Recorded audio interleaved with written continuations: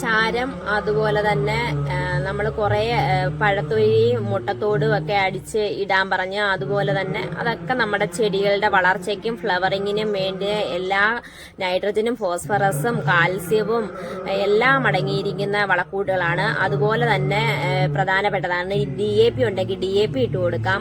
NPK 19-19 ഉണ്ടെങ്കിൽ അതായാലും നമുക്ക് പ്രൂണിങ്ങിന് ശേഷം ഇട്ട് കൊടുക്കാം.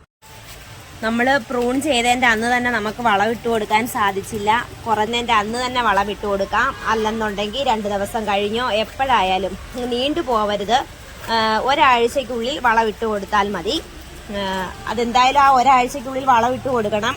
അല്ലെന്നുണ്ടെങ്കിൽ പിന്നെ മുകുളങ്ങളൊക്കെ ഇനി പ്രൂൺ ചെയ്ത ഭാഗത്തുനിന്ന് ചെറിയ ചെറിയ മുകുളങ്ങളൊക്കെ കിളിച്ച് വന്ന് തുടങ്ങിയിട്ട് പിന്നെ വളം ഇട്ട് കഴിഞ്ഞാൽ ഒരിതില്ല. നല്ല ആരോഗ്യത്തോടു കൂടിയുള്ള മുകുളങ്ങളൊക്കെ വരണം എന്നുണ്ടെങ്കിൽ മുട്ടുകളൊക്കെ വരണം എന്നുണ്ടെങ്കിൽ ഈ ഒരാഴ്ചയ്ക്കുള്ളിൽ തന്നെ വളം ഇട്ട് കൊടുക്കാൻ എല്ലാവരും